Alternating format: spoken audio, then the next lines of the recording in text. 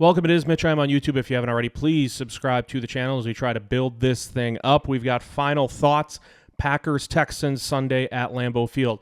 It feels a bit weird that this is a noon kickoff. You got C.J. Stroud, Jordan Love, two of the better young quarterbacks in the NFL, and two teams that really should have Super Bowl aspirations. I know the Chiefs are the favorite in the AFC. The Packers are not the favorite right now in the NFC, but these are two teams that when that schedule turns to January and we start rolling through wild card round and divisional round and we get to the conference championship week, I would not be surprised if Green Bay's in the NFC championship, if Houston's in the AFC championship. So it is a big one. There's no sugarcoating it. There's no beating around that bush.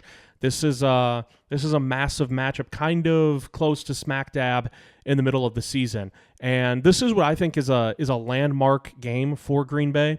And what I mean by that, not that they care what the outside perception is of their team at this moment, sitting at 4-2 as they get ready to welcome in C.J. Stroud and company. But I do think if Green Bay wins this game, especially if they win it convincingly, which I'm not saying is going to happen, but if it were to go down that path, people on the outside who aren't Packer fans, follow the NFL but don't live in Packerland, things of that nature, they would start talking about Green Bay, in my opinion, in a far different tone. Because Green Bay's got 4 wins this year. None of them have come against a team that's currently over 500. That's not the Packers' fault. You have to play who's on the schedule. They don't make it. It's just next up on the docket. And they've been, I guess you could say, fortunate to play the Rams at a time where the Rams were riddled with injuries. They still only have 1 win this year. You played Arizona, who's kind of a frisky team but not expected to vie for a playoff spot. Tennessee's a mess. Indianapolis sort of up and down, sitting at 500. But those were the 4 wins for the Packers. Again, not their fault, but I do think if you can really put a stamp on this one against Houston, people are going to start looking at Green Bay in a different manner. I think a lot of people look at the NFC North and they're like, it's a juggernaut. It's the best division in football. The Vikings are still undefeated. The Lions have only 1 loss. They just came off an absolute ass-kicking in Jerry World where they beat the crap out of the Dallas Cowboys. They beat Dallas so bad on Sunday. Jerry Jones is on local sports radio in Dallas, threatening to replace sports talk radio hosts because they were asking questions that he didn't like. Jerry, you're relevant because of the star, your team, your franchise is, but success-wise, you guys haven't done squat in like 2 decades, maybe even dating back farther than that when it comes to really needing wins in the postseason. So I don't know. You can't really blame sports talk radio hosts for asking critical questions when your team's been pretty much a laughingstock when it comes to postseason success for over 20 years. And then you have the Packers and Bears who are both 4-2. Shouldn't have gone off on that tangent, right? Lions are really good. They are. Lions are really good. Vikings are undefeated. A lot of people look at the NFC North and think it is the premier division right now in football. If Green Bay can beat Houston, that will put them on the map even more, which again, to a lot of people won't matter, but it is one of these landmark games to me for Green Bay on Sunday, because we know how we feel about the Packers and their chances in the NFC, right?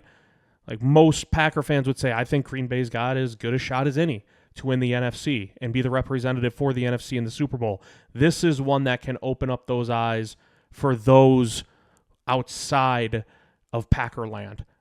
So it is a big one on Sunday. Let's start with the Texans on offense when they have the ball. There's an opportunity for the Packers pass rushers to get home on Sunday.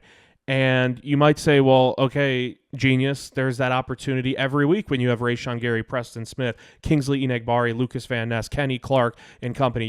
The list goes on and on. I understand that, but it's been very clear when the Packers face really mobile quarterbacks or quarterbacks who have beaten plenty of teams with their legs, that Jeff Hafley has gone to more of a contain method instead of just cutting loose on the edges. And that was the case again last week with Kyler Murray in Arizona. You look at the stats, you see Green Bay had 0 sacks.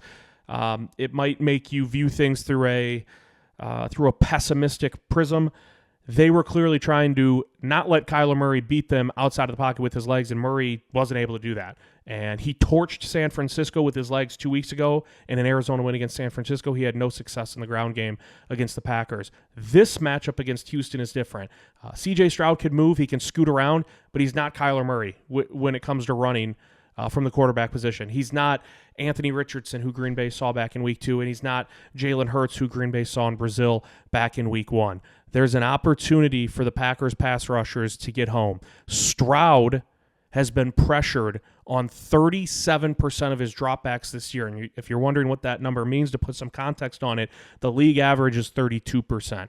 So on his dropbacks this season, Stroud has been pressured more than what the league average is. And there's a couple of more numbers in there that would lead you to believe maybe this is the week that Rayshon gets a sack or 1.5 or 2. Maybe this is the week that Preston Smith hits home. Maybe this is the week that Van Ness and Kingsley Enagbari can find C.J. Stroud in the backfield and lasso him down. Because not only has Stroud been pressured on 37% of his dropbacks, which is higher than the league average, no quarterback in the NFL has been hurried more this year than Stroud. Obviously, there's a difference between being pressured and being hurried. Hurried when you're flushed outside of the pocket. No quarterback has been hurried more than C.J. Stroud. And it's not a bad Houston offensive line. It's just teams finding ways and finding a blueprint that has worked successfully against Stroud. He's been sacked 17 times through 6 games. That's the 6th most in the NFL. So there's a lot of different factors here, right? The pressure is higher than the league average on Stroud's dropbacks. He's been sacked the 6th most of any quarterback in the NFL, and he's been hurried more than any quarterback in the National Football League. So, yes, there's a blueprint that teams have been using this year to get home on the Houston quarterback that Green Bay should also hope to exploit. A big name to watch is Laramie Tunsil, offensive tackle for Houston, was nicked up a week ago. He was spotted at practice earlier this week. Don't know what the status is for Sunday, but if he is out or even at less than 100%, it kind of opens up the door even a little bit more for Green Bay to feel real good about their chances to get C.J. Stroud down for more than just a couple of times on Sunday. So I think this is a game that it's different than how they approached Jalen Hurts, Anthony Richardson, Kyler Murray. More so maybe they approached this one like how they did with Will Levis. Again, that was a horrible Tennessee offensive line. I think Green Bay had 8 sacks in that game against the Titans. Don't expect them to have that many against Houston. Houston has a decent offensive line, but it has its weaknesses. It has its holes. Green Bay, I'd be surprised if they laid out a map for the defense that was similar to how they approached Kyler Murray, because C.J. Stroud, he's just not that type of quarterback when it comes to beating you running the ball. He's got a lethal arm. He's got weapons galore. Even without Nico Collins, he's going to try to beat you in the air attack, and that should allow Jeff Hafley to cut loose the pass rushers in this one on Sunday. I mentioned Nico Collins. He's out for this one. You can't, his absence can't go unstated in terms of the magnitude of it. Nico Collins has already missed 1 game this year due to injury, yet he still leads the NFL in receiving yards. So he's played 5 games. Most of the receivers, when you look at the top 10 in NFL receiving yards, have played 6. Nico Collins still tops the charts. He's a few yards ahead of Jamar Chase. Obviously, you would expect that to change this week with Nico Collins missing his 2nd consecutive game. They still do have Tank Dell, Stephon Diggs.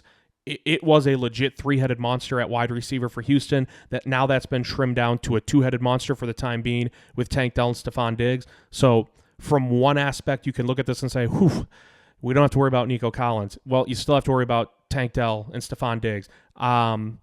Could be an opportunity perhaps to have Jair Alexander shadow Stephon Diggs. They certainly have some history dating back to Diggs' days in Minnesota, and then the matchup when Diggs was with Buffalo a couple of seasons ago as well. That was a primetime game Green Bay got whooped up on, but plenty of trash talk exchanged between those two. I would have no problem if Hafley wants Jair to shadow Stephon Diggs. It's certainly a card that they have in the back pocket that they can utilize if they want. The ground game worries me more. Joe Mixon's healthy. Dameon Pierce is healthy. They both have missed multiple games in the backfield for Houston. They returned last week. Mixon went over 100 yards against New England with a touchdown. Pierce went over 70 yards on the ground with a touchdown. Joe Mixon, he's a really good running back, but I thought his last couple of years in Cincinnati, I don't know if he was slowing down, if the scheme wasn't fitting his strengths, whatever it was, if he's drinking from the fountain of youth.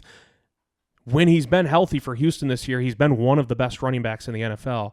And we've seen Green Bay have trouble slowing down running backs this year. Now, was not the case so much with James Conner a week ago, but you date back earlier in the year, and especially week 1 against Saquon Barkley, Green Bay's had its fair share of issues slowing down the ground game when it comes to slowing down running backs. And so Joe Mixon's certainly a name to watch. But Houston, they're pretty balanced on offense, but when you have C.J. Stroud and you have those weapons at wide receiver, Dalton Schultz at tight end, you're going to want to air it out. Like, you're just going to be itching to air it out more, which to me would play into Green Bay's hands a little bit more because the pass defense for Green Bay has been pretty extraordinary so far this year.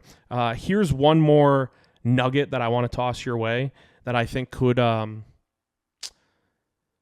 into factor in the second half of this game. Green Bay's defense in the second half of games this year since week 3. So since week 3, Green Bay has given up these point totals in the second half. 7 points to the Titans, 3 to the Vikings, 6 to the Rams, 3 to the Cardinals. Defense is buckling down. Jeff Hafley is pushing a lot of the right buttons coming out of the halftime break. Now, game flow can dictate a lot of the script for the second half of games, right? Like, Green Bay was getting pummeled by Minnesota in the first half. They gave up, didn't Minnesota have 28 or 24 at halftime a few weeks ago at Lambeau Field? And Green Bay only gave up 3 to the Vikings in the second half, but if they gave up any more, they would have had no shot. They were able to crawl back into it because the defense buckled down in the second half, but they had to crawl back into it because the defense was so bad in the first half. So there is context within this, but giving up 7 points to the Titans in the second half, 3 to the Vikings, 6 to the Rams, 3 to the Cardinals, and then you look at Houston, and they are very vanilla, very right in the middle of the pack when it comes to second half points per game. The Texans averaging just 11.6 points per game in the second half. That's 15th in the NFL. If this thing's close at halftime, if Green Bay's leading at halftime, just based off what we've seen from this defense the last few weeks coming out of the halftime break, I'd feel really, really good if I were the Packers, because for whatever reason, Jeff Hafley's been able to solve the riddle of these offenses that Green Bay is going up against at halftime, and then Green Bay's offense has also gotten cooking in the second half. Got off to that quick start against Arizona, obviously 24 rip, which helped, but some of these numbers really make you think Green Bay could come out victorious on Sunday. It is Mitch. I'm on YouTube. Please subscribe to the channel if you haven't already. Packers-Texans, Sunday at Lambeau, noon kickoff. Final thoughts. Flip it to the other side of the ball. I told you guys last week I expected a big day in the air attack for Green Bay against a really porous secondary in Arizona that had some leaks, and Jordan Love had 4 touchdown passes and tore things up, especially in the first half. Jordan Love became the first Packers quarterback with back-to-back 4 touchdown passing games at Lambeau since Brett Favre did it 29 years ago. Love had 4 against the Vikings a couple weeks ago, 4 last week against Arizona. First Packers quarterback to do that since Brett Favre 29 years ago. Jordan Love has missed 2 games this year, and if you look at passing touchdown totals in the NFL, he's near the top. Pretty sensational season so far for number 10. He's the only quarterback in the NFL, by the way, too. Jordan Love, only quarterback in the NFL this year with multiple 4 touchdown passing games, and he missed 2 of the 6. What would it have looked like if he got to play Indianapolis and or Tennessee? Could have 3 of those puppies by now, maybe 4. But he's the only one with multiple 4 TD passing games so far this year. I mentioned a couple of injuries on the offensive side for Houston. The defense is also banged up a little bit, primarily in that secondary for the Texans. Kamari Lassiter, their rookie second-round corner who has started every single game, expected to be out along with safety Jimmy Ward. So on that back end, you might be licking your chops if you're Matt LaFleur and company as you go through kind of laying out the game script and really scripting that first drive for Green Bay, knowing that they're missing a starting corner and a safety who had plugged in Jimmy Ward and played pretty well for the Texans so far this year. Both expected to be out Sunday against the Packers.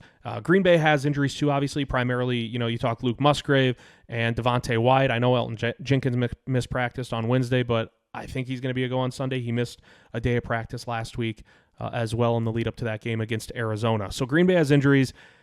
I'm not trying to suggest that with these numbers I'm laying out that Green Bay should blow out Houston. I don't think that's going to happen. Like, Houston's a very good team. They're 4th in passing yards allowed defensively. They're 13th in rushing yards allowed, and they're 1st in pressure rate at 43%. I thought one of the best damn things Green Bay did last week was the pass protection against Arizona's front. Now, Arizona doesn't have big names. They don't have high draft picks that they've used on the edge currently in place. And there were times where Jordan Love could have set up a picnic and had lunch. He had so much time in the pocket to sort of comb over his options before coming to a conclusion and letting it rip. He won't have that luxury against Houston. You just won't. They got Danielle Hunter in the offseason from Minnesota. Will Anderson's been a beast as well. He was the other first-round pick for Houston last year alongside C.J. Stroud. They pressure the quarterback and get to the quarterback more than any other team in the NFL. I like Green Bay's offensive line. We're seeing that rotation again. Josh Myers exited last week with an injury but came back in on special teams. So if it's the status quo for the line and we still see that right guard flipping between Sean Ryan and Jordan Morgan, I'm fine with Green Bay's offensive line. They've looked good in pass protection the last couple of weeks, but this is a different animal in the Houston Texans front that Green Bay will be facing. It's not anything close to what they got against Arizona last week. DeMeco Ryans head coach for Houston. He knows what he's doing. He has a solid group, a very stout team. Like I said, they're 5-1. Only loss was a blowout at Minnesota. Everyone's losing to Minnesota. Hopefully, maybe that changes this weekend when the Vikings take on the Lions. But yeah, I don't want to paint a picture that, hey, Green Bay should be able to get home with the pass rush. Hey, Houston has all these injuries, can exploit the secondary. It's still a really, really good team, and some of their metrics prove that too. None more so than saying, hey, Houston's 5-1. Like, you don't trip into a lucky 5-1 start, at least in most cases, right? Houston's not a lucky 5-1 team. The spread even, like the spread's 2.5. Green Bay's favored by 2.5 points. Usually 3 points is the home field advantage. The odds makers are telling you this is veering towards a straight pick'em type of game. I just think for what Green Bay's done well this year and what we're still waiting to see stacks up in their favor this year. We've been waiting to see the pass rushers get cut loose. We've been waiting to see them not face one of the best running quarterbacks in the NFL because they've already seen that with Kyler Murray and Jalen Hurts. Thankfully, Lamar Jackson is not on the schedule in the regular season for Green Bay. But you don't have to worry about that as much with C.J. Stroud. So we've been waiting to see the pass rush be more consistent. Will that start this weekend against Houston? And then you talk about some of the strengths. Jordan Love, super confident throwing the ball in the air attack. The knee injury seems like way in the past now. Seems back to 100%, more than comfortable, scooting around if he needs to, but he didn't have to do that last week against Arizona. And so the air attack has been critical for Green Bay and so good. And Houston just happens to have a starting corner and a safety out for this game Sunday. But it's still going to be, this is going to be a brawl against the Texans. Like I said, the spread's only 2.5. Mitch, I am on YouTube. Please subscribe if you haven't already. Mentioned Stroud and Love. Could have led with that as like the headliner. This is like when you talk about some of the more promising young quarterbacks in the NFL who aren't rookies, a lot of people are going to start with Stroud and Love. Both in their second year as starters. Obviously, Love's been in the league longer, but was the backup to Aaron Rodgers for a couple of years there. These are two of the more promising young quarterbacks in the NFL. It's why I said this noon kickoff seems bizarre, but I'm cool with the noon kickoff. There are times where I don't like waiting for a primetime Green Bay game because I'm already pacing in the morning. I'm already nervous for these games like a maniac. If we can just rip the Band-Aid off at noon and then let those 3 hours from noon to 3 p.m. dictate my mood for the rest of the day, I'm fine with that. I'd rather that in most scenarios than being pacing maniac, nervous wreck throughout the day waiting for Sunday Night Football or Monday Night Football. It does feel weird, though, that this isn't a primetime matchup. I don't know what is Sunday night like Jets-Steelers? I think Jets-Steelers is a primetime game. Steelers are off to a decent start. Jets are fluttering a little bit, but just got Devontae Adams. I don't know what the other primetime matchup is, but certainly when the schedule came out, I thought this one had a chance to be flexed. It was not. I'm totally cool with that. Can't go without mentioning, too, as we wrap things up here, final thoughts, Packers-Texans. Braden Narvison out at kicker, Brandon McManus in. Feel bad for Braden Narvison, but, there comes a point in time where you just can't have the chip shots miss. You can't. And that was his biggest thing.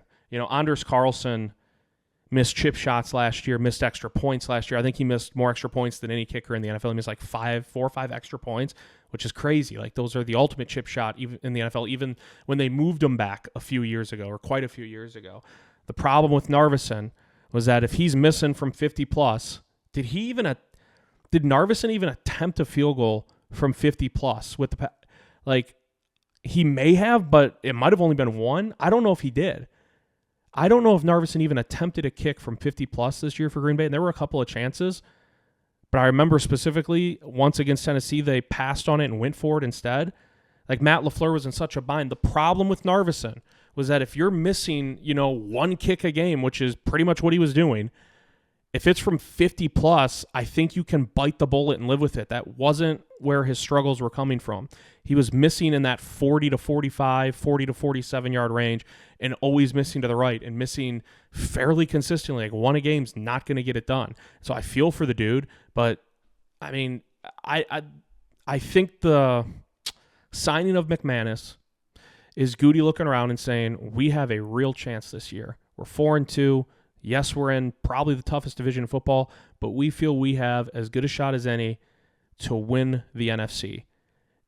And I don't want it to come down to a field goal kick with a rookie kicker who's unproven and been shaky so far through 6 weeks. I think that's what's going through Goody's mind. So you bring in a veteran, 33-year-old Brandon McManus, who has a pretty dang good career, has kicked in a lot of adverse conditions, being the kicker in Denver for so many years. To me, that's probably what it came down to, is Goody saying, we've got games like Houston coming up where it could come down to a field goal. And Narvison's problem is not 50 plus. His problem's even worse than that. It's 40 to 47 yards where he's missing those. Where, to me, 40 to 43 or 44 has become like a layup in the NFL. Like, kickers just aren't missing those anymore. I feel like even college kickers aren't really bricking those at near the rate they used to. And yet the Packers, ever since Crosby's been gone, it's been an adventure. It's been, you can't get up and leave if there's a 40-yard field goal attempt to go refill your water, because the Lord only knows what Braden Arvison's going to do. And last year it was the same with Anders Carlson. Green Bay up 4. I hate bringing it up. I'm just slashing open a wound right now and pouring salt in it. I get it. But Green Bay up 4. 7 minutes left in San Francisco, a 40-yard attempt, 41-yard attempt for Carlson, you can go up a touchdown. And at that point, you think, hey, worst case scenario, we should be going to overtime because there's only a few minutes left. If San Francisco drives down the field and scores, they're not going to go for 2 at home. They'll kick the extra point. Worst case scenario is overtime. Instead, Anders misses the field goal. San Francisco does go right down the field and score with, less than a minute left or around a minute left, and you're down 24-21 instead of being tied 24-24. And so to me, I'm speculating that Goody realized, hey, we've got games coming up against Houston. We still have to play Detroit twice, and one of those is coming up in a few weeks on November 3rd. We don't trust Narvison enough to hit these ones that have become layups in the NFL for most kickers. We have to do something about it now instead of worrying about it down the road. And again, it sucks for Narvison, but I mean, he had his opportunities and he couldn't capitalize. And those misses were always to the right. And so you bring in someone in Brandon McManus who's been far more proven, far more reliable throughout his career on the field. So we'll see. I mean, fate would tell you, the football gods would tell you, this is going to come down to a kick on Sunday from Brandon McManus. Houston, Green Bay, Brandon McManus is going to get thrown right into the fire.